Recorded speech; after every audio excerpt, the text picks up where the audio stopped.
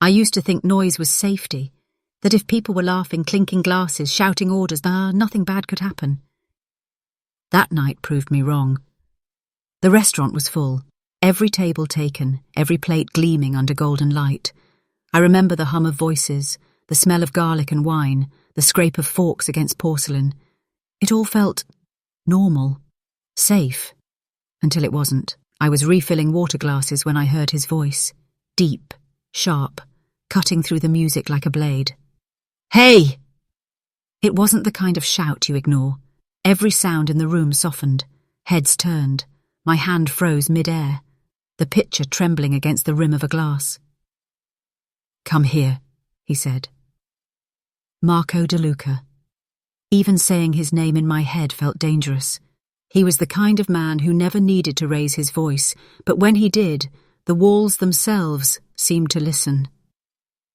I tried to pretend he wasn't talking to me. Maybe there was another waitress behind me, someone braver, someone dumber. But then he said my name, not kindly, not even loudly, just sharp, like a curse. "Lena." The entire restaurant went still. I walked toward him slowly, every step heavier than the last. The sound of my shoes on the marble floor felt deafening. He sat in his usual corner booth, black suit, sleeves rolled, silver watch glinting under the chandelier. 3 men sat beside him, all pretending to be relaxed. No one really was. When I reached his table, his eyes met mine. Dark, steady, cold enough to stop my breath. "You think I don't notice when people are listening where they shouldn't?" he asked. I was just cleaning the table," I stammered. My voice sounded too small in that vast silence. He leaned back, fingers tapping against his glass. "You were standing there for 2 minutes. The conversation wasn't about tips or table numbers. So I'll ask again. What were you doing there?" I swallowed hard. Every eye in the room was on me. "I wasn't listening, sir. I swear He slammed his hand on the table. The sound cracked like thunder. I flinched. "Don't lie to me." Someone dropped a fork. It clattered against the floor and rolled away. No one moved to pick it up. My heart pounded in my throat. The humiliation burned, but under it, something else stirred. Anger. All week, I'd watched men like him bark orders, throw money, treat people like shadows. I'd smiled, nodded, swallowed my pride. But that night, that tone, that glare, something in me broke. "I'm not lying," I said quietly. He raised an eyebrow. "What was that?" I lifted my chin, forcing my voice to steady. I said, "I'm not lying." He stood up slowly. The room felt smaller instantly. His men tensed, waiting. He stepped closer until I could smell his cologne, something sharp and clean with a trace of smoke. "Do you have any idea who you're talking to?" he murmured. I met his eyes. For the first time, I didn't look away. "I know exactly who you are." His jaw tightened. "Then you should know when to keep your mouth shut." My fingers curled against my apron. My pulse hammered, but I didn't back down. Maybe I was tired of being invisible. Maybe I was just tired of being scared. "You want to know why I was listening?" I said. He tilted his head slightly, curious despite himself. I took a breath that felt like a leap off a cliff. "Because you mentioned a name. A woman. And I know her." Silence. Not just quiet. Absence. The kind that sucks the air out of a room. Forks hovered mid-air, conversations froze, even the music seemed to fade. His expression didn't move for a second, then something flickered. Recognition, maybe guilt, before his face hardened again. What did you just say?" I didn't blink. "I said I know her." One of his men shifted in his seat. Another whispered, "Boss, maybe we should—" But Marco didn't. "Move." His stare locked on me, unreadable, the tension wrapped around the room like a noose. Then he spoke softly. Too softly. "Who?" My throat tightened, but I forced the words out. "The woman you were talking about. The one from the alley behind this restaurant 3 months ago. I know her." A glass tipped over somewhere, red wine spilling like blood across white linen. No one dared to clean it. He took one slow step forward, eyes narrowing. "You don't know what you're saying." But I did. I knew every word. And I knew what I'd seen that night. Him, standing in the rain, dragging a man by the collar, blood on his knuckles. And just behind him, a woman's face. My sister's face. I felt my lips tremble. But I didn't break eye contact. "She mattered to you once, didn't she?" I whispered. For the first time I saw something flicker in his eyes. Not anger, but pain. Real pain. Then it was gone. He turned his head slightly, hiding it. "Get back to work," he muttered. I didn't move. I couldn't. Every instinct screamed to run, but my feet stayed rooted. He looked at me again, colder this time. "I said, get back to work, Lena." I nodded slowly, backing away, feeling every stare follow me across the room. My hands shook as I reached the counter. The noise didn't return. Not really. The laughter felt forced, the chatter brittle. Everyone was pretending nothing had happened. But I'd seen it. The look in his eyes when I said those 3 words. I know her. And I realized then, he wasn't angry because I'd spoken. He was terrified because I knew the truth. The rest of that night didn't feel real. I wiped tables, refilled glasses, smiled when I was supposed to, but everything sounded far away. The clatter of plates, the music, even my own heartbeat, muffled like I was trapped underwater. Every few minutes I could feel it. His eyes on me. Marco De Luca, sitting in that corner booth, silent now, his jaw tight, his glass untouched. When he finally stood to leave, Técorn, his men followed, silent shadows at his back. He didn't look at me, not once. But as the door swung closed behind him, I caught the faintest glance, a flicker that said, "This isn't over." And I knew it wasn't. The next morning, the air in the restaurant felt heavier. The manager avoided my eyes. The other waitresses whispered in corners, their voices sharp and nervous. By noon, the whispers stopped, because he walked in. Same black suit, same cold precision. He didn't come here to eat. He came for me. "Lena," he said, standing at the counter like he owned the air I was breathing. My throat went dry. "Mr. De Luca, office, now." The office was small, windowless, smelled of old coffee and lemon cleaner. He closed the door behind us, and suddenly, the hum of the restaurant disappeared. He didn't sit, neither did I. "You want to tell me what last night was about?" he asked. His voice was low. Too calm, I hesitated. "I already told you. I just—" He stepped closer. "No. You didn't just anything. You said you knew her. Who?" The room felt smaller by the second. My hands shook, but I hid them behind my apron. "I think you know who I meant," I said quietly. His eyes narrowed. "You're playing a dangerous game."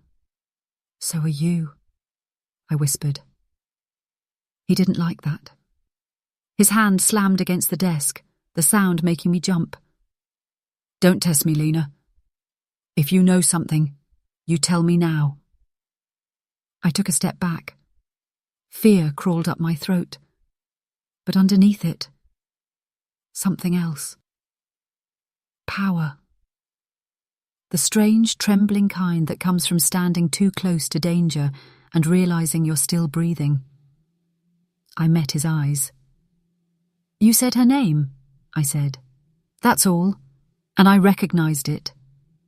He studied me for a long time. Recognized it? How? I looked down, pretending to adjust my apron. Because it used to be my sister's. The silence that followed was thick enough to drown in. His expression didn't move. Not for a second, but I saw it. The pulse in his jaw, the way his fingers curled slowly against the desk. "What was her name?" he asked. "Isabella." He blinked once. "Never heard of her." "Liar," I said before I could stop myself. The word hung between us, sharp and reckless. He exhaled slowly, then leaned forward until we were inches apart. "You think you can stand there, in my place of business, and call me a liar?" I forced myself to hold his gaze. "I think you know exactly who she was." He didn't respond. He just stared, long enough for the silence to hurt. Then he straightened, adjusting his cuffs like he hadn't just threatened to destroy me. "You're going to forget this conversation," he said. "You're going to go back to work, smile for customers, and keep your mouth shut. Understand?" I nodded, too quickly. But as I turned to leave, something stopped me. "I saw you once before," I said. He froze. "It was raining. Behind the restaurant. You were dragging someone. She was there. I saw her face." He turned slowly, his voice colder than the marble floor. "Get out." I swallowed hard. "She helped you, didn't she? That's why you—" "Get out," he repeated, louder this time. I left before he could see the tears burning in my eyes. That night I couldn't sleep. Every time I closed my eyes, I saw his face, not the fury, but the flicker beneath it. The look of someone haunted, someone guilty. For years I'd carried my sister's absence like a wound I stopped trying to heal. But now, for the first time, I felt the ache sharpen into something else. Purpose. I didn't know what he'd done to her, but I knew he remembered her, and I knew he was lying. The next day, I found a note on my locker.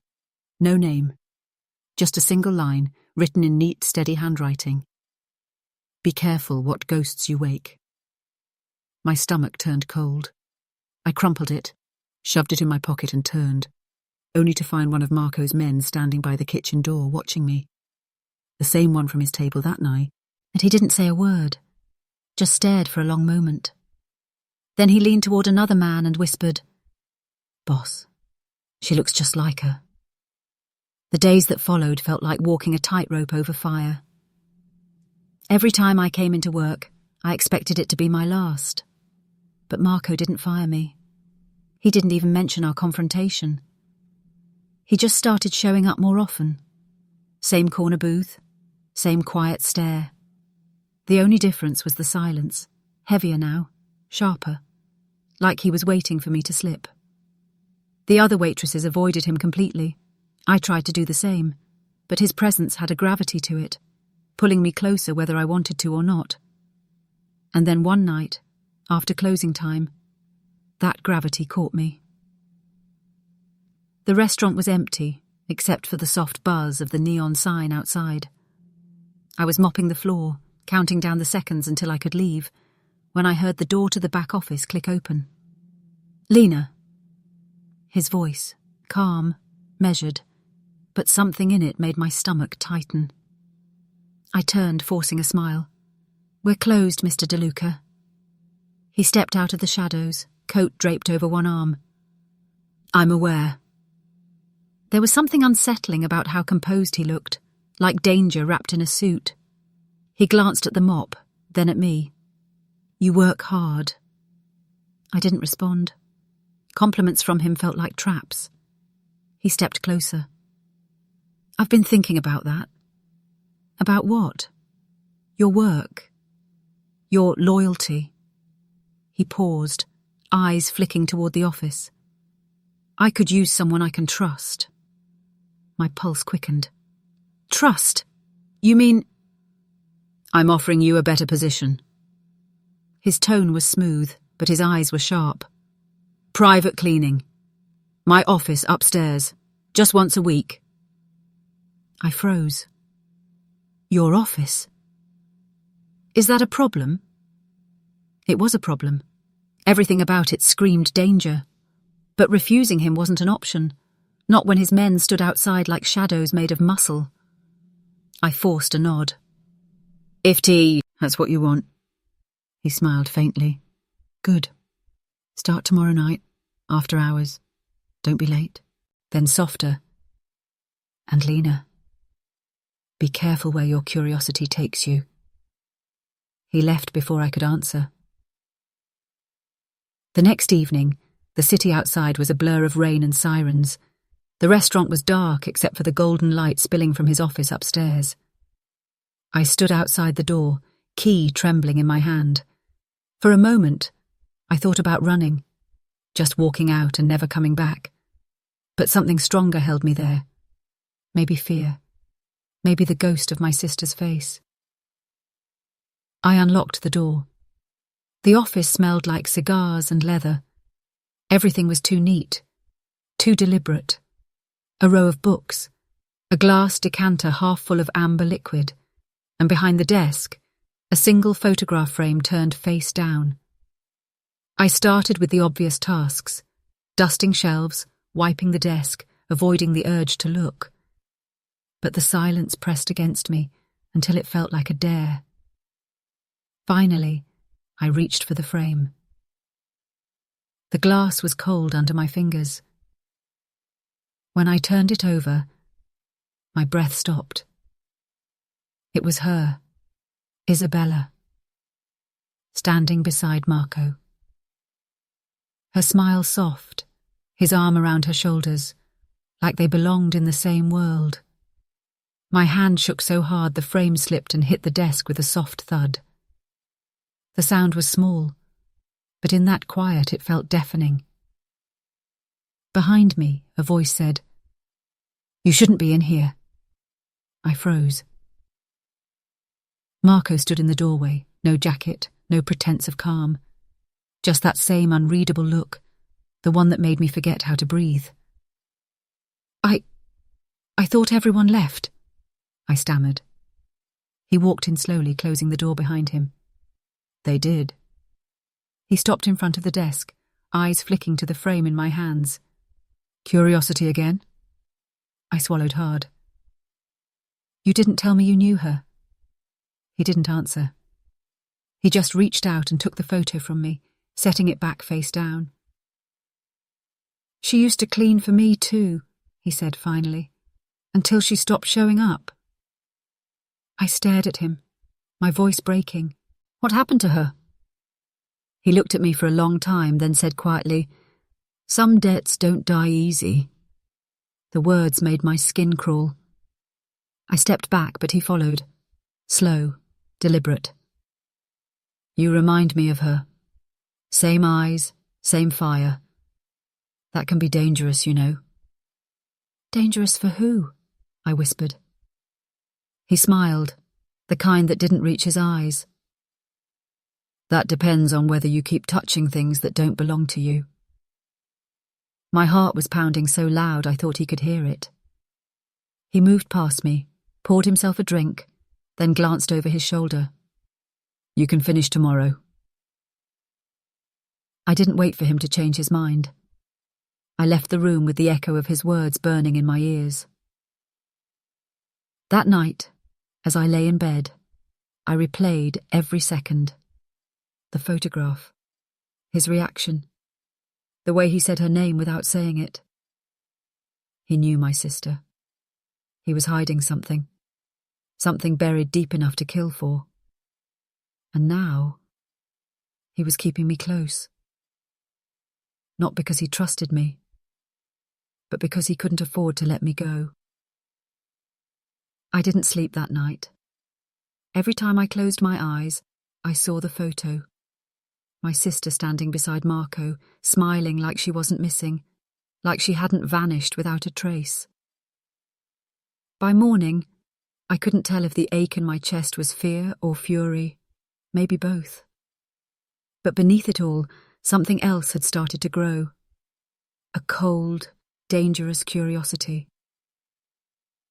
Because deep down, I already knew the truth. I had seen Marco before, long before I ever worked at his restaurant. It was raining that night, the kind of hard, relentless rain that makes the whole city look like it's bleeding under the streetlights. I was walking home from my night shift at the diner, hood up, shoes soaked through. My umbrella had snapped 2 blocks back, so I cut through the alley to save time. That's when I saw them. 2 men dragging a third, limp, blood pooling in the cracks of the pavement. The taller one's coat clung to him, rain dripping off the brim of his hat. I remember the flash of lightning, the face it revealed. Marco De Luca. Even drenched in blood and rain, he looked calm, controlled, like violence was something he wore comfortably. He barked an order in Italian I didn't understand, and the men obeyed, lifting the body into a black car. For a second I thought he saw me. His head turned. His eyes cut through the dark. I ducked behind a dumpster, heart hammering so hard I could taste metal in my mouth. I stayed there until the car disappeared into the storm. And then I ran. Ran home, ran away from the image that would haunt me for years. My sister disappeared 3 days later. Now, sitting across from Marco in the empty restaurant, that night felt closer than ever. He was pretending to read something on his phone, but his attention kept flicking toward me. I swallowed hard. "Can I ask you something?" He didn't look up. "You usually do, even when you shouldn't." I ignored the warning. That night, the rainstorm 2 years ago, I saw someone who looked like you. He paused, finally meeting my eyes. "A lot of men look like me." "No," I said softly, "not like you." His expression didn't change, but the silence that followed was sharp. "What exactly did you see?" he asked. I hesitated, but the words came out anyway. "You were dragging someone. He was bleeding. You looked right at me." The tension in the air tightened, like invisible hands are on my throat. He leaned back, voice low. "If that were true, you wouldn't be here now." "So it was you?" He smiled, cold, distant. "You've got an imagination, Lena." I slammed my tray down on the counter.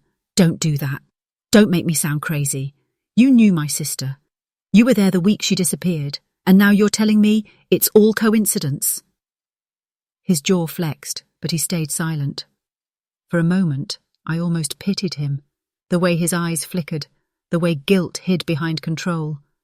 Then he spoke, voice softer than before. "Your sister was different." My breath hitched. "What does that mean?" He looked away, running a hand over his face. "She wanted to help someone she shouldn't have. She thought she could fix things that weren't hers to fix." "What kind of things?" I pressed. He stood, buttoning his jacket. "You should stop asking questions that can only hurt you." "I'm already hurt," I whispered. For the first time, something flickered in his eyes. Not anger, not power. Regret. It lasted only a heartbeat. Then he straightened, armor sliding back into place. "She worked for me, yes. But she made choices. Choices that cost her." "Cost her what?" He turned to leave. "Everything." I stepped forward, voice trembling. "Did you kill her?" He stopped in the doorway but didn't turn around. The rain outside had started again, tapping against the windows like the city was listening. "No," he said finally. "I didn't kill her." "Then who did?" His shoulders rose and fell. "You don't know what she did for me." And then he walked out, leaving me alone with the sound of rain, the truth half buried, and a silence that hurt more than any confession could. That line, "You don't know what she did for me," looped in my head all night. Each time I repeated it, the meaning shifted. Did she save him? Betray him? Was she part of something I was never supposed to see? I tried to picture her face, the way she used to laugh when I burned breakfast, the way she'd squeeze my hand before leaving for her shifts, but the memory was fading, replaced by the image of that photo, and the man beside her, Marco. The man I'd seen in the alley, the man who lied to my face and looked guilty while doing it, the man who now held both my job and the last piece of my sister's story. That night, I stood by my apartment window, watching the rain streak down the glass. Somewhere out there, he was keeping secrets soaked in blood and loyalty, and I wasn't sure which terrified me more, that he might have killed her, or that he might have loved her. Either way, I wasn't done. Because now, I had something I hadn't before. A memory. A truth he couldn't hide forever. The invitation felt like a trap dressed in silk. He called it a courtesy. A small dinner, nothing formal. But when Marco De Luca asked you to dinner, ordinary words had teeth. That evening I stood outside the restaurant longer than I should have, my apron folded in my hand like a shield. The rain had stopped, but the air still smelled of wet asphalt and fried garlic. Inside, the dining room glowed. Outside, the city hummed with indifferent life. I breathed, smoothed my hair, and walked in. He was waiting at a back table that usually sat empty after hours. Only his men were there, 2 chairs, 2 shadows. He gestured to the seat across from him, as if it were the most natural thing in the world. "Sit," he said, and the word landed like an order and an offering at once. I sat, heart knocking against my ribs. We ate in silence at first. Expensive food, small bites, the kind of meal meant to lubricate conversation without revealing hunger. He watched me like I was a puzzle he might enjoy solving.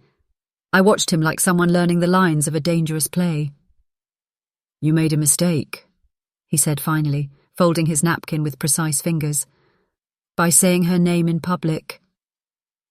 "I made a mistake by letting you see me afraid," I replied, because I wasn't willing to give him all my terror. He smiled, brief, almost human. Maybe both. For a moment, the conversation could have been about anything. The city, the weather. But we both knew the real subject hung between us, heavier than the plates. "You're reckless," he said quietly. "Not many people get away with telling me things I don't want to hear." "And not many people get away with treating people like furniture," I shot back. "Especially not my family." He looked at me then, something unreadable passing over his face. "Your family owes money. Your mother owes money. You work long hours for little pay. That's not something I admire, Lena. It's something I exploit." "You could let us go," I said. "You could—" "Protect you?" He laughed softly, but the sound had no humour. "Protection costs. It demands loyalty." He folded his hands and leaned forward, eyes flat and dangerous. "I can protect you from the people who collect debts in the middle of the night. I can make sure your mother eats. You won't be bothered after this." My first thought was instinctive. Refuse.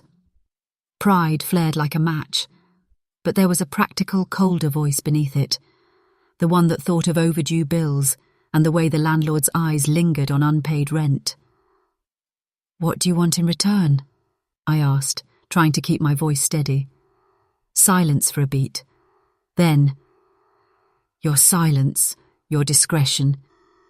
You'll do small things around the office, nothing illegal. Nothing you can't explain. And you'll stay out of conversations that aren't yours. You mean spy? I said. The word slipped out sharp. He shook his head. No. Be useful. Be close. Keep your ears open. His hand brushed mine by accident. Or maybe not. The touch was brief, electric, and it made something inside me shift. Not trust. Not yet. But curiosity and a confusing, stupid flutter I didn't want to name. You sound like you're offering a bargain, I said. Protection for silence. It's not a bargain, he corrected. It's an arrangement. And if I refuse? I asked. The question was rhetorical. I already knew the answer. Still, asking felt like testing the boundary between fear and courage. His expression darkened. Then you'll keep working in public, sleeping with one eye open. I prefer the arrangement. I pictured my mother at the kitchen table, counting coins into a chipped mug. I pictured my sister's vacant chair. The decision tightened around my throat like a fist. You know what will happen if I accept, I said. You know how close I'll be, how much I'll see. He smiled, not pleasant, only certain. That's the point. I swallowed. The offer smelled like power and poison in equal measure. I could leave, and maybe we'd survive. Or I could accept and step closer to the thing that had taken Isabella, and maybe finally learn the truth. You'll get my silence, I said, and my voice surprised me with its steadiness. But don't mistake it for loyalty. He tilted his head, curiosity softening to something almost like approval. I wouldn't want your loyalty, Lena. I want your usefulness. I nodded. I stood up. The chair scraped the floor like a decision made. As I walked away, the room looked different. Every shadow a potential witness, every man a possible threat. My chest felt tight, but my mind was clear. This was not surrender. This was a strategy. Inside, I made one promise that no one could hear. Quiet as a prayer, sharp as a blade. I'll get close. I'll learn everything. I'll destroy him from the inside. The first time I stepped into Marco De Luca's private off, ice. I felt like I'd crossed into a different world, one built on secrets and blood money, polished to a shine that tried to hide the rot underneath. The place smelled of cigar smoke, cologne, and faintly metal, like the scent that lingers on coins after you've handled too many. His desk was too clean, his glass cabinets too organised. Power didn't live here. It was stored here, behind locks, in folders labelled with names that could ruin people. For weeks, I worked silently, wiping the desk, organising papers, pretending not to read the fragments that slipped loose from their stacks. But it wasn't the files that unnerved me. It was him. Marco was always composed, too composed. He never raised his voice now, never barked orders the way he did that first night. His control was quieter, heavier, like gravity. He'd sit there for hours working alone, barely speaking unless he needed something. I'd feel his presence before he even looked up. The kind of silence that felt aware of you. Once, when I reached for a folder near his elbow, our hands brushed. Just a second. Just skin. But his gaze flicked up and held mine a heartbeat too long. My pulse jumped, stupid and involuntary. He noticed. Of course he noticed. He always noticed. That afternoon, the tension in the air shifted. His phone rang. The call was short, sharp, and ended with him snapping the phone shut. "Lena," he said, his voice tight. "Go home early." I frowned. "It's barely—" "Now." The order was colder than usual. I started gathering my things when the sound hit. Distant at first, then closer. Gunfire. 3 pops, then glass shattering somewhere below us. He was on his feet instantly. "Stay down." The next moments blurred. Shouts from the hallway, the crash of footsteps, the metallic scent of adrenaline. I crouched behind the desk, shaking, watching him move with frightening precision, pulling a gun from the drawer, and cocking it like muscle memory. I'd seen this kind of violence from afar before, through rain and fear. But this time it was closer, too close. "Who is it?" I whispered. He didn't look back. "Rossi's men. Idiots trying to send a message." A bullet cracked the glass wall. I gasped, instinctively ducking lower. He turned then, just for a second, and our eyes met through chaos. "Don't move," he said. "You understand me?" "I'm not an idiot," I shot back, voice trembling. Another shot rang out, closer this time. He cursed under his breath, then crossed the room, grabbed my wrist, and pulled me behind a reinforced cabinet. I stumbled into him, nearly losing my balance. His hand steadied me at my waist. For a heartbeat, everything stopped. The world was noise and danger outside, but right there, behind that desk, it was just us. His chest against my back, his breath hot against my ear. "You shouldn't be here," he murmured. "Then stop keeping me close," I whispered. He exhaled sharply, but didn't move away. "You don't listen. Neither do you." When the shooting finally stopped, his men stormed in. Shouts filled the hall. One of them said the attack was over. Marco didn't move for a long time, just kept his hand where it was, his breathing heavy against my neck.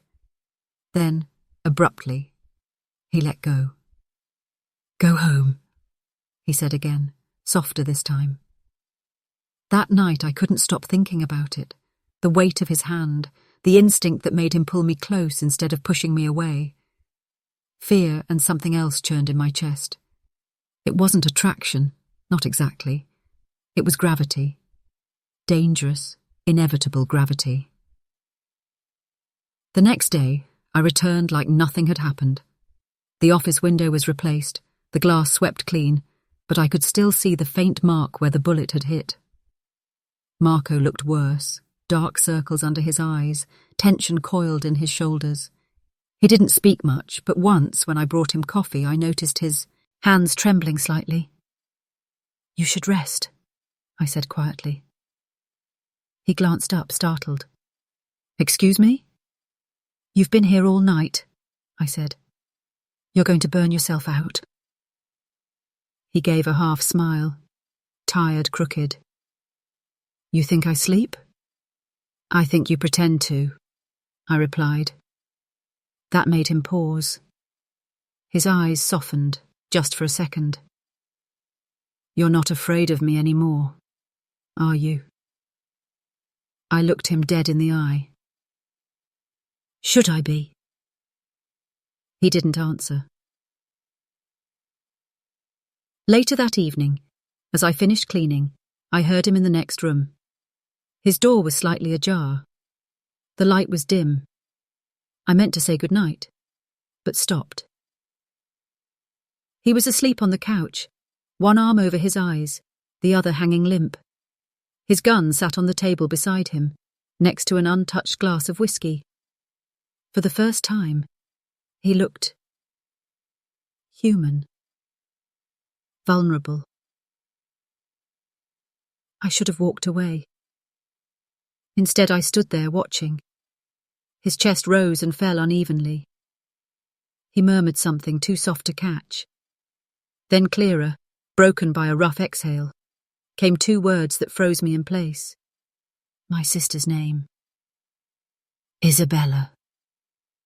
The sound of it cracked something inside me. He didn't even know I was there, didn't know I was shaking, didn't know that one whispered name just rewrote every rule I'd been holding on to, because now I wasn't just working for him. I was inside his guilt. The next morning I couldn't look at him the same way. Every time Marco spoke, every time his voice filled the quiet office, all I heard was that single word echoing in my head. Isabella. My sister's name. My dead sister's name. For hours I tried to convince myself it was coincidence. Maybe he'd known another woman by that name. Maybe I'd misheard. But the truth gnawed at me like something alive, whispering all the things I'd refused to believe until now. That he hadn't just known her, he'd remembered her. That night, after everyone left, I stayed behind under the pretense of organising paperwork. Marco didn't question it. He was distracted, restless, pacing more than usual. The man who never lost composure suddenly couldn't stand still. When he finally retreated to his private room, I slipped into his office. My hands shook as I opened the drawer I'd never dared touch before. Beneath the folders and scattered receipts lay a photograph, creased, worn at the edges. My breath caught. Isabella. Smiling, sunlight tangled in her hair. The photo had been folded and unfolded so many times that her face had nearly faded. And next to her, Marco. Younger, but unmistakable. His arm around her shoulders, his smile. Softer than I'd ever imagined it could be. The floor seemed to tilt beneath me. I clutched the desk, trying to breathe. The man I was pretending to serve, the man I swore I'd destroy, had once stood beside my sister, close enough to touch her, close enough to love her. I didn't wait until morning. I stormed into his room, heart hammering like a drum in my chest. He was sitting by the window, shirt half unbuttoned, cigarette burning low between his fingers. The city lights painted him in fractured gold and shadow. When he looked up, something in his face softened, then froze when he saw what I was holding. "Where did you get that?" His voice was low, dangerous. "Your drawer," I said. "Right where you left her." He stood slowly, the cigarette forgotten. "Put it down, Lena." "No." I stepped closer, my anger shaking loose the fear. "You knew her. You knew Isabella." His jaw tightened. "You don't understand." "Don't tell me I don't understand." My voice broke. "I buried her. I watched my mother fall apart. And all this time you were right here, pretending you didn't know her, didn't know me." He took a step toward me. "I wasn't pretending." "Then what was this?" I shoved the photo at his chest. "A game. A punishment. Did you bring me here because I look like her?" For a moment he didn't answer, just stared at the picture, his fingers trembling slightly. When he finally spoke, his voice was quieter than I'd ever heard it. "She never told me she had a sister." My throat tightened. "You're lying." He shook his head slowly. "No. She wanted to keep you safe." "Safe from what?" "You?" That landed like a blade. His composure cracked, just for an instant, but enough to see the man beneath the armour, the one who carried more ghosts than I could count. "I didn't kill her, Lena," he said hoarsely. "But I didn't save her either." I laughed bitterly through the tears. "That's supposed to make it better?" He took another step forward. "You want the truth? Fine. The night she died, we were ambushed. A deal gone wrong. I told her to run, but she came back." His voice broke. "She came back for me." The silence that followed was unbearable. "She died protecting me." The words hit like a physical blow. I wanted to scream, to hit him, to break something, but all I could do was stare. "Don't," I whispered. "Don't you dare make her death about you." "It was about me," he said, his eyes burning with guilt. "She chose it. I've been paying for that choice ever since." He looked destroyed. His shoulders sagged as if the confession had torn him open. I wanted to hate him. God, I needed to hate him. But beneath the fury, something else was rising. A terrible, unwanted compassion. Because for the first time, I saw him not as the monster who ruined my life, but as a man haunted by the same ghost. He sank into the chair by the window, elbows on his knees, voice barely above a whisper. "She used to hum when she was nervous. This stupid little tune." I still hear it sometimes. I swallowed hard. She did that when she cooked, I said quietly, before I could stop myself. He looked up, eyes glistening, and for a heartbeat, we weren't enemies anymore. Just two broken people clutching the same piece of memory, both bleeding from its edges. I left without another word, clutching the photo to my chest. By the time I reached my apartment, I realized I was crying. Not just for Isabella, but for him too. Because now, I knew the truth. And it didn't feel like victory. It felt like drowning. I didn't sleep that night. Marco's confession echoed in my head like a curse. She died protecting me. Those words replayed over and over until I couldn't tell if they were truth or poison. Because if my sister really died for him, then who was she in the end? My family's innocent girl, or his accomplice? By sunrise, I couldn't decide which truth hurt more. The restaurant felt colder the next day. Everyone avoided looking at me, like they knew something I didn't. Conversations stopped when I passed. Dishes clinked too loudly. Even the air smelled different, metallic and sharp. Something was off. When I walked into Marco's office, he didn't look up. The light from the blinds cut his face into fragments, half shadow, half glare. His hand rested on a folder, his knuckles white. "You wanted to see me?" I asked carefully. He didn't answer right away.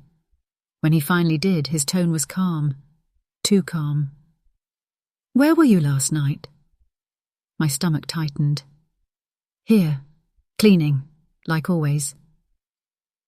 He looked up then, and the warmth I'd once seen behind those dark eyes was gone, replaced by something colder. "Funny," he said, "because my men saw you leaving through the side alley after midnight. You met someone." "What? Hat?" I blinked. "No, He threw the folder across the desk. Photos spilled out, grainy shots of me near the alley. A figure stood a few feet away, face obscured. My pulse spiked. "That's not what it looks like. I was getting air." "Don't lie to me." His voice cracked like thunder. "You've been asking questions. About my past. About her. And now the same people who want me dead suddenly know where I sleep." "I didn't tell anyone." "Then how did they find out?" I could see it. The distrust bleeding into his features, the walls rebuilding between us brick by brick. The small piece of humanity I'd seen in him the night before was gone, sealed behind suspicion and rage. I took a step closer. "You think I'm one of them?" He didn't answer. Just stared, measured, calculating. "I lost her too," I whispered. "I have nothing to gain from hurting you." He laughed under his breath, bitter and sharp. "You think I haven't heard that before? Everyone says they have nothing to gain until the knife's already in my back." The way he said it wasn't just anger. It was pain. Old, festering pain. But that didn't make the accusation hurt any less. Minutes stretched like hours. I could feel the weight of every heartbeat, the space between us turning into a battlefield again. Finally he stood, coming around the desk until he was right in front of me. His voice dropped, low and lethal. "Tell me something, Lena. If you found out your sister wasn't the victim you thought she was, if she made choices that cost innocent lives, would you still love her?" The question sliced deeper than anything else. "What are you saying?" I whispered. He leaned in, close enough that I could smell the smoke and steel on his breath. "I'm saying you don't know everything. And maybe you're not ready to." He stepped back before I could answer, his expression closing like a door. "Get out." I froze. "What?"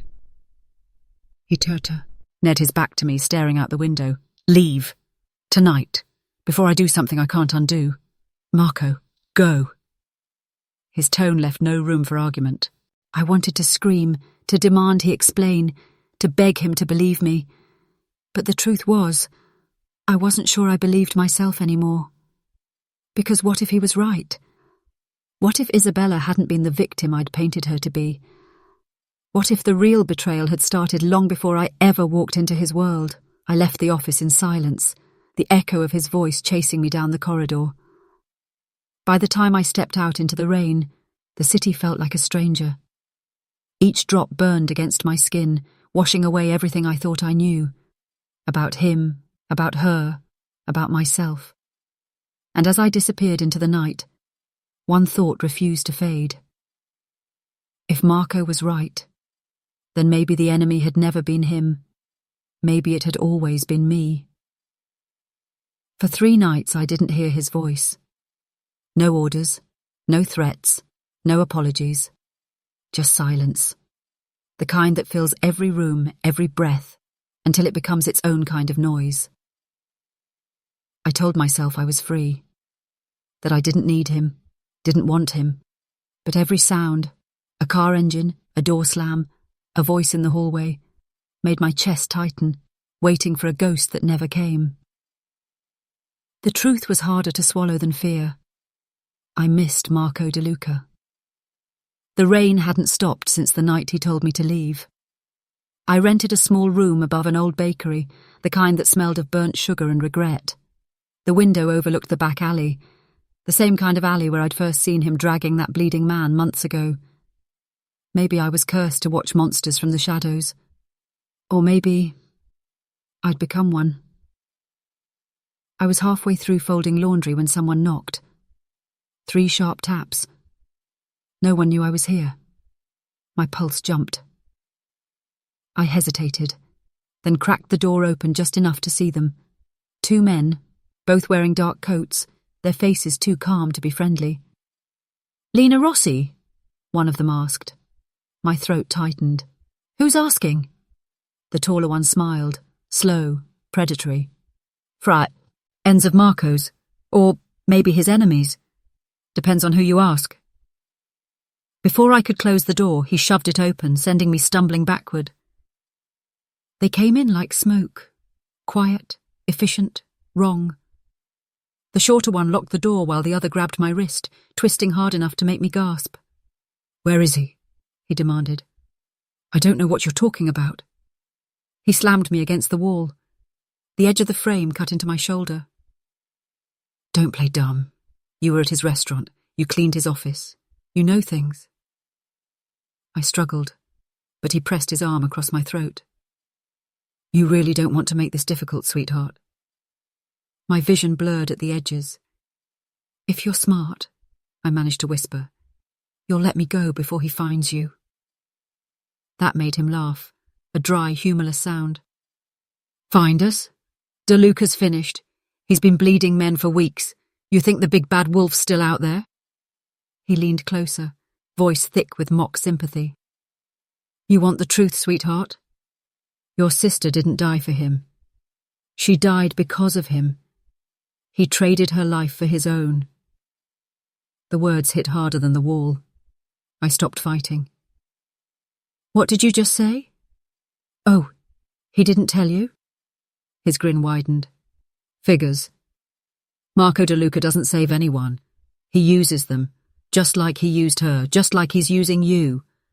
Something inside me snapped, sharp and silent. I spat in his face. "You don't know a damn thing about her." He backhanded me hard enough to make my ears ring. The other one laughed. "Still got fire. Shame it's wasted on a dead man's girl." The room tilted. My heart raced. Not just from pain, but from something else. A sound. Distant at first, then growing louder. Engines. Multiple. The men froze. One looked out the window. "You expecting company?" Headlights flooded the alley below. 3 black SUVs, doors slamming, boots hitting pavement. Panic flashed across our faces. Then chaos. The door burst open. A gunshot cracked the air, splintering wood. The taller man dropped instantly, a hole clean through his chest. The other spun, reaching for his weapon, but a shadow moved faster. Swift, precise, lethal. And then, him, Marco. He stood in the doorway, gun raised, face carved in stone. Rain and blood glistened on his coat. His eyes met mine, burning, unreadable. "Get her out," he ordered. Two of his men rushed forward, pulling me to my feet. My knees almost gave out, but I couldn't look away from him. He stepped over the body like it was nothing, checking for threats with the same deadly calm I'd once mistaken for cruelty. "Marco," I whispered, voice trembling. "How did you—" He cut me off with a glance. "You should have stayed away." The words were ice, but the look wasn't. There was something behind it. Fury, relief, fear. He holstered his gun and stepped closer, his voice low enough for only me to hear. "They were going to use you against me. I couldn't let that happen." My chest tightened. "You told me to leave." "I did." His jaw flexed. "And I regretted it every damn second." For a heartbeat, everything around us disappeared. The sirens, the blood, the smell of gunpowder. It was just us, breathing the same storm. But then one of his men spoke. "Boss, we've got to move. More might be coming." Marco nodded, his hand brushing my arm. Protective. Hesitant. "You're coming with me." I should have said no. I should have screamed, run, anything. But instead I just whispered, "Okay." Because in that moment, I realized something terrifying. I wasn't afraid of Marco anymore. I was afraid of what I'd become without him. As he led me out into the rain, lights flashing and engines roaring, I caught his reflection in the car window.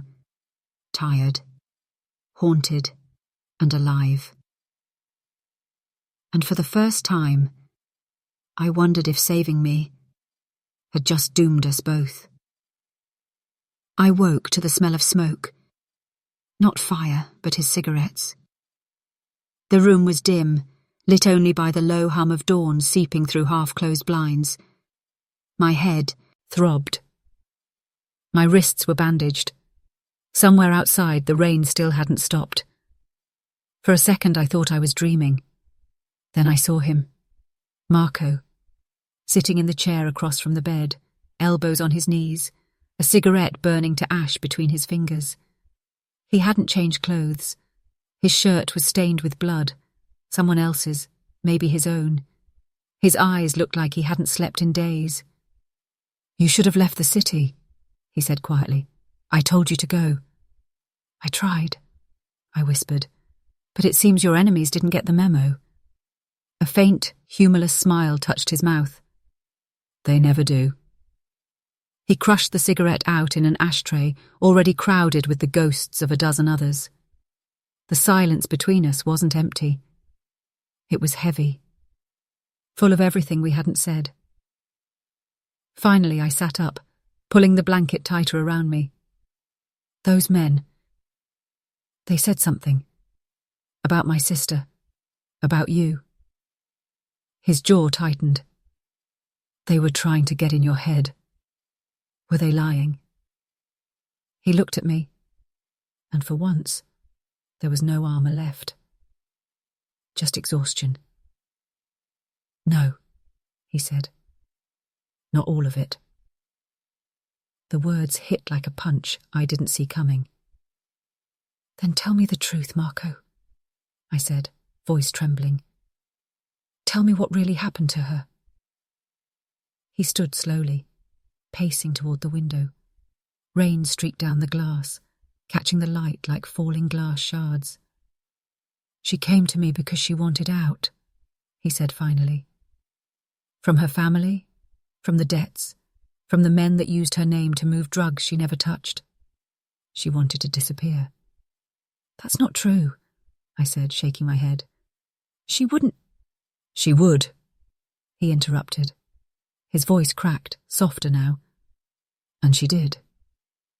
But she didn't know how deep she already was. He turned to face me. The night you saw me in that alley, I wasn't dragging a body, I was trying to save one. She'd been caught in a crossfire. My men tried to pull her out, but, he swallowed hard. I was too late. I felt the air leave my lungs. She died because of me, he whispered. Because she came to meet me that night. I told her it would be safe. I lied. I stared at him. At this man who'd haunted every sleepless night of my life. And for the first time, I didn't see the monster. I saw the guilt carved into his skin, the way his shoulders never fully relaxed, the grief he tried to drown in violence and smoke. He wasn't cruel because he enjoyed power. He was cruel because he didn't know how else to survive the weight of what he'd done. She cared for you, I said quietly. Didn't she? He nodded once, slowly. She was the only one who ever saw past what I am. His voice broke. She told me there was still something human left in me. And was she right? His gaze met mine, dark, raw, searching. I thought she was, until she died in my arms. I couldn't breathe. The space between us felt fragile, too thin to hold everything we'd lost. I stood, my legs trembling beneath me, and crossed the room. Why didn't you tell me? I whispered. Because you already hated me enough, he said. I didn't need to give you another reason. I looked up at him, at the man I'd promised to destroy, and felt something I didn't understand rising inside me, something dangerous and human all at once. You don't get to decide what I feel, I said softly. He flinched. You should. You should hate me. Maybe I do, I said, tears stinging my eyes. But I also pity you, and I don't know which one hurts more. He took a step closer, hesitant, almost afraid. Lena, no, I whispered. Let me finish. I reached up and touched the side of his face, my fingers brushing against the faint scar near his jaw. You carry her ghost like it's your punishment. But maybe it's time you let her go. His breath caught. And you? I swallowed. I don't know yet. For a long moment we just stood there, two broken pieces trying to fit where they never belonged. Then something inside him gave way. His shoulders shook. His voice dropped to a broken whisper. I never deserved her, he said. I blinked through the blur of tears. Marco. He fell to his knees, his hands trembling as if they no longer knew how to hold anything but regret. I never deserved her. His voice cracked, raw and bleeding. Or you. The sound of it undid me. The honesty, the surrender, the weight of a man finally collapsing under the truth. I knelt too, my hand finding his, both of us shaking. Outside, the rain eased into silence. And for the first time since the night everything stopped, so did I. As dawn light touched his face, I realized the war between hate and forgiveness wasn't over. It was only beginning. And whichever side won would decide both our fates. The night felt wrong. Too quiet. Too still. Like the city was holding its breath before something broke. I'd been cleaning up the blood-stained bandages from Marco's hand when I saw it. A flicker of movement outside the window, shadows where there shouldn't be any. The streetlight flashed against the glint of metal. My chest tightened. Marco! He was across the room talking low into his phone. No. Tighten the perimeter. I don't care who they are. No one gets close without my... Marco! He turned just as the first shot shattered the glass. Everything happened at once. The phone flew from his hand, the lights went out, and I hit the ground as bullets ripped through the air. Down! He shouted, pulling me behind the overturned desk. The room filled with the sound of gunfire and splintering wood. I could hear his men shouting in the hall. Then silence. Too much silence. They're inside, I whispered. His eyes met mine, dark, focused, lethal. Stay here. Like hell. I grabbed his wrist. You go out there, you die. They're waiting for you. His jaw clenched. I've lived through worse. Then maybe it's time you stop trying to die. He stared at me, a flash of something raw crossing his face.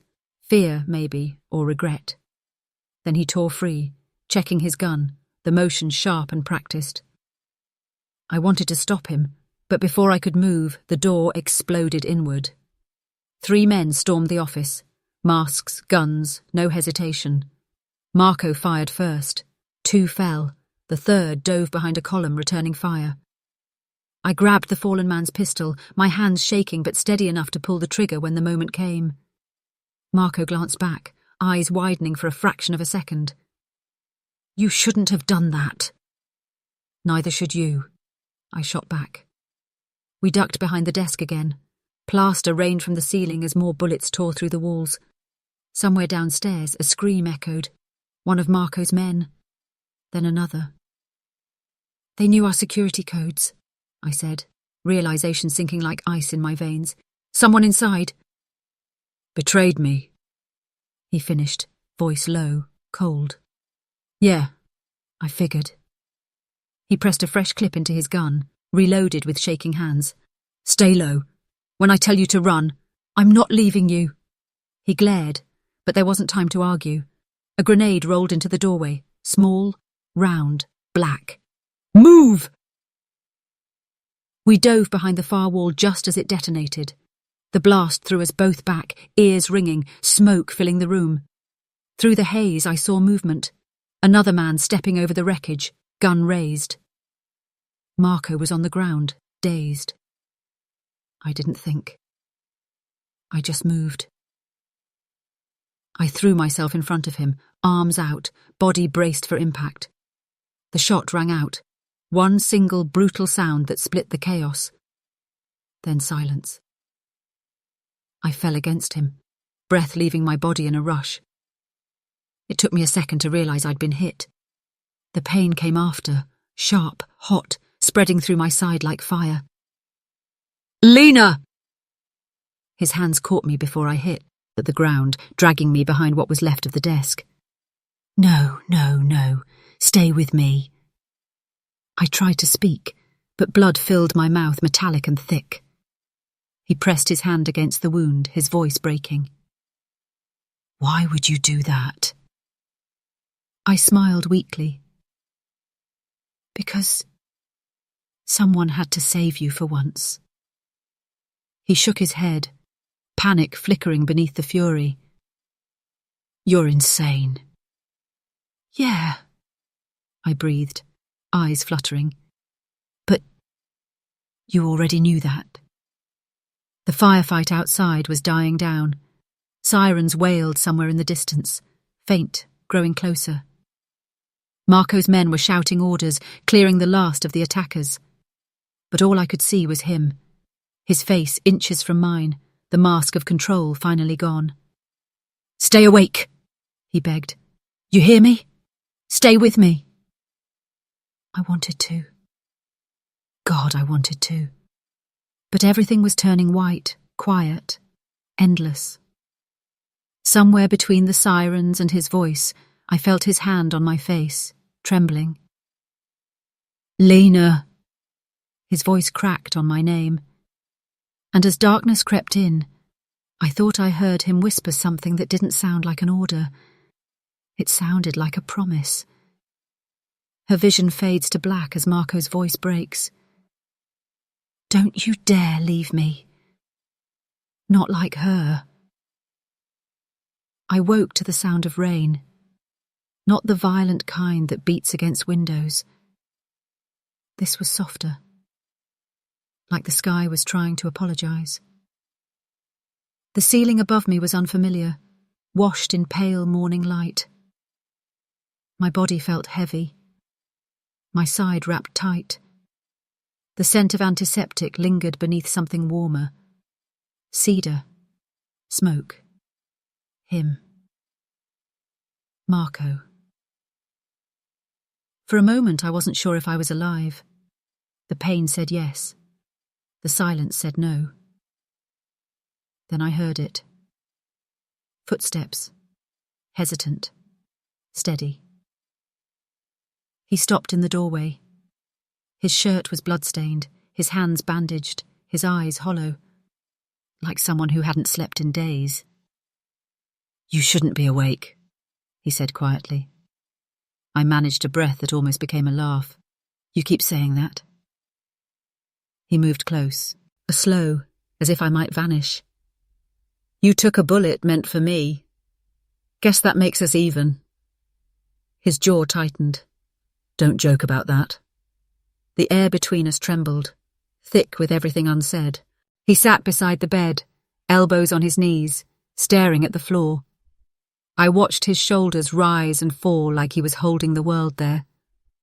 "I should have died that night," he said finally. "Not her, not you. Stop." He looked up, eyes sharp, dark, breaking. "Marco, you can't live like that," I whispered. "You can't keep trading your guilt for punishment." He gave a bitter smile. "That's all I've ever known." The rain grew louder, tapping against the glass. My pulse matched it.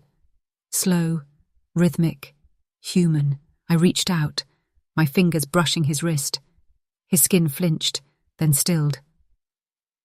"When I saw you that night in the alley," I said softly, "dragging that bleeding man, I thought you were a monster." "You weren't wrong." "No," I said, shaking my head.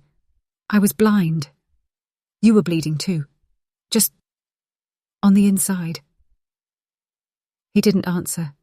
His silence was heavier than any truth. So I kept talking. Maybe for him, maybe for me. "I spent so long hating you, building my world around it. It gave me purpose. It made me feel strong. But hate's not strength, Marco. It's just another kind of cage." He stared at me for a long time, then almost a whisper. "And forgiveness? That's how you walk out." He leaned back, hands covering his face, breath shaking. I'd seen him furious, cold, ruthless, but never like this, never undone. "I don't deserve it," he said. "Probably not," I said with a faint smile. "But neither did I deserve to carry your ghosts." That made him laugh. A quiet, broken sound that almost sounded human. Hours passed in fragments. Rain, silence, the faint ticking of the old clock on the wall. At one point I drifted off. When I woke, he was still there, sitting beside me. He hadn't moved. "You're still here," I murmured. "Where else would I go?" I studied him, the cut on his brow, the bruises along his jaw, the exhaustion carved into his face. "You could start over," I said, softly. "Leave this behind. The guns, the blood, the walls." He shook his head. "You can't wash off what's in your bones." "Then maybe you stop running from it." His gaze met mine, something shifting behind it like the first crack in a storm. "You talk like you still believe there's something worth saving," he said. "I wouldn't be here if I didn't." For a heartbeat, neither of us breathed. Then he reached for my hand, slowly, as if asking permission. I didn't pull away. His thumb brushed over my scarred palm, rough against soft. "You don't know what it means, what you did." "Yes, I do," I said quietly. "It means I chose to live, with or without you." His grip tightened, trembling. You silenced the whole world that night, he whispered. And me. The words sank deep, deeper than pain. For the first time I saw the man beneath the armour, not the Mafia boss, not the killer, but the boy who'd lost too much too soon and never learned how to stop bleeding. And somehow, that was enough. I smiled through the ache, tears blurring the edges of the room. Then maybe it's time to let the noise come back. He looked at me, really looked, like someone seeing light for the first time in years. And for once, neither of us said another word. The rain kept falling. The silence stayed. But it wasn't empty anymore. It was peace. Outside, the city burned in its usual rhythm. Sirens, thunder, chaos. But inside that room, the war ended quietly. Not with revenge. With forgiveness. And for Marco, that was the first thing he'd ever lost that didn't destroy him. They still whisper about that night. About the waitress who stood against the serpent. About the gunfire that silenced the street. About the boss who never roared again. They tell it like a myth, the kind born from smoke and blood. But myths always leave out the truth. Because the truth isn't loud. It doesn't echo. It lingers, soft and steady, like the hum of a heart that refused to stop beating. It's been months since the rain washed the blood off the cobblestones. The restaurant reopened under a different name, same walls, same kitchen, same flickering light above table 7. But the ghosts? They've learned to eat quietly.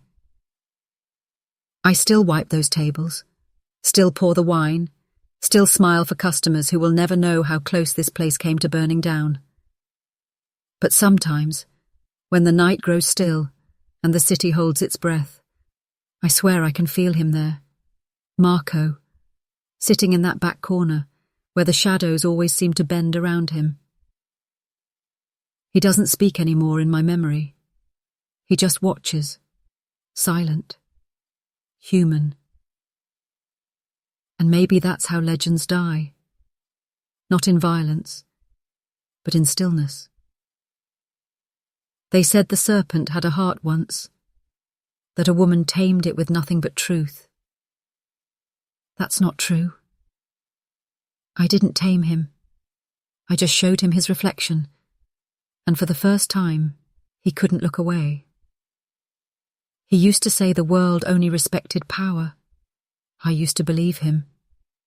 But power without mercy is just fear wearing a crown. And mercy is what saves the soul after the body's already been damned. I think about my sister sometimes. Her laughter in the old photo, the way she used to twist her ring when she was nervous. Marco said she died protecting him. I used to hate that sentence. Now I understand it. Love and ruin are twins, born from the same heartbeat. One saves, one destroys. Sometimes you can't tell which is which until it's over. Last week, a man came in asking about him. Broad shoulders, expensive suit, cold smile. "Does the name Marco mean anything to you?" he asked. I looked at him, steady. Just another customer who didn't pay his bill. He smirked, left 100 on the table, and walked out. When the door closed, I finally exhaled. Danger doesn't vanish. It just learns to wait. But I'm not afraid anymore. Some nights I write in a little notebook. The one my sister gave me years ago before everything fell apart. On the first page, she wrote, "To remember who we were, even when the world forgets." So I write. About the rain, the blood, the silence. About the man who carried his sins like armour. And about the woman who finally learned that forgiveness isn't surrender.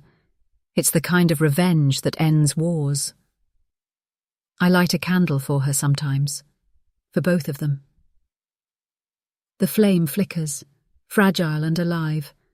I imagine Marco somewhere far away, maybe by the sea, maybe still fighting himself, maybe learning what peace feels like when no one's watching. And I wonder if he ever hears the echoes of my voice when the night goes quiet. The same voice that once trembled, once accused, once forgave. Because I forgave him. Not because he deserved it, but because I did. Now the legend belongs to the city. They call it the Waitress and the Serpent. A story of bullets and betrayal, of silence and grace. But if they ask me what really happened that night, I'll tell them this. There was no serpent. Only a man, broken enough to see his own reflection, and a woman, strong enough to hold it up for him. They still whisper about that night, about the waitress, the boss, the blood in the rain. But they never say the rest. That sometimes forgiveness is the loudest kind of revenge.